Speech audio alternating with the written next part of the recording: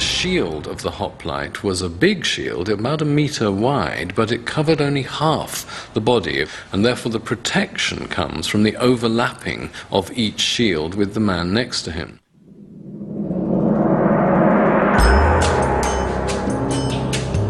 From the mountains high above Marathon, Miltiades and his 10 generals had a clear view of the Persian army arrayed beneath them. This was an army over twice their number, with archers from Ethiopia, swordsmen from the banks of the Indus, and wild horsemen from the steppes of Asia. Although all these men were the subjects of King Darius of Persia, they had little in common with one another. Not even a common language. The Greeks, on the other hand, were neighbors, standing shoulder to shoulder and brother to brother, fighting to save their independence and way of life. Memories of the tyrant Hippias were fresh in their minds, and death was preferable to him regaining the Athenian crown. But neither side seemed eager for a fight. For 4 days, the two armies faced each other in a nervous standoff. One reason why the Greeks waited is simply that they were in a very strong position there. They could not, as such, be forced. And the Persians, being so much larger, had a supply problem, and therefore it was quite likely that supplies would run low and that they might even consider retiring. Datis was holding back in hope that the Athenians, still loyal to Hippias, might rise up and seize control of Athens. On the Greek side, Miltiades waited, perhaps in the hope that his forces might be bolstered by the promised Spartan contingent. Neither side would make a move. But in the Persian camp, Datis was hatching a daring battle plan that would break the deadlock. Soon the killing and fighting would begin. Battle of Marathon. September 490 BC, on the plain of Marathon in Greece, a mighty Persian invasion force was waiting to go into battle against a small Greek army intent on saving their country, their freedom, and their way of life.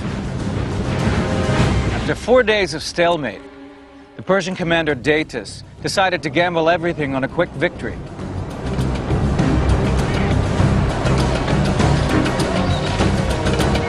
Under cover of darkness, he loaded all of his cavalry and some of his infantry back onto his ships.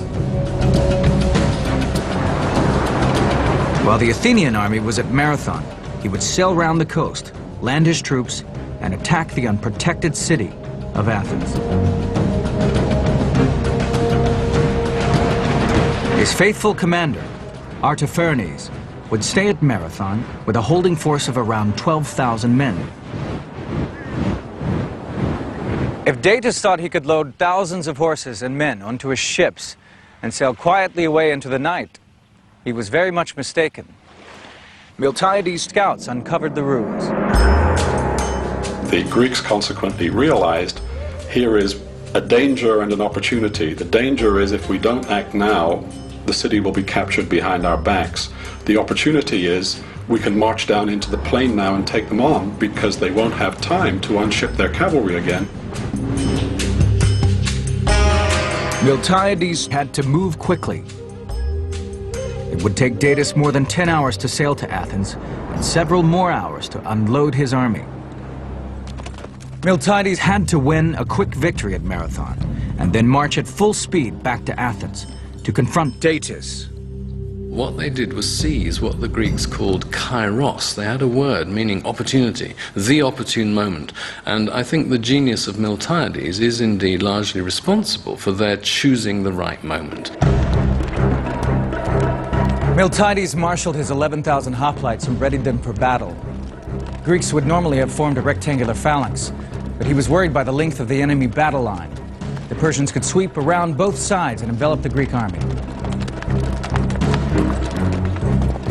We know this kind of detail because of two Greek historians.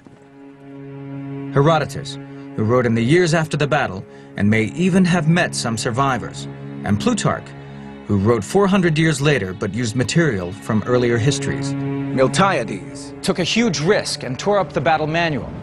he abandoned the traditional phalanx formation and deployed his troops along the widest possible front, so that the center of the line was much thinner than usual, 4 men deep as opposed to the customary 8. But on each wing, he retained the 8 ranks of the conventional phalanx. He wanted to protect his flanks. The Greek heavily armored infantry, they had a 3-foot shield that would cover them from brow to knee, greaves down here on the shin guards, and then a helmet with just eye slits, so that when they put that helmet at the rim of the shield, they really were pretty much invulnerable. As the Greek army rolled forward, Miltiades was already thinking of the next problem. The massed ranks of Persian archers, deadly at up to 300 yards. The Greeks would have to cover that final distance at speed, or risk being slaughtered.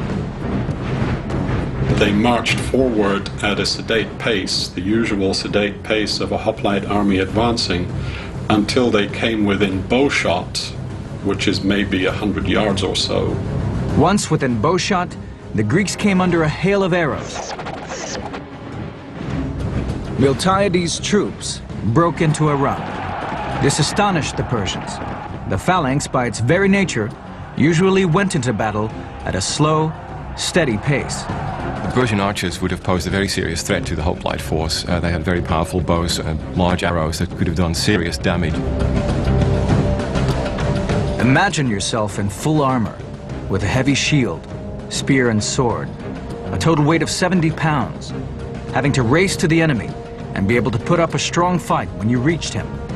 There was a British historian who actually built himself a suit of hoplite armor and went to Marathon and ran from approximately the place where the Athenian camp was to the site of the battle, and showed that a fit man could actually run that distance in armor. The hoplites trained hard for this. There was even a hoplite event in the Olympic Games of the period, which involved sprinting over 400 yards in full kit and armor. The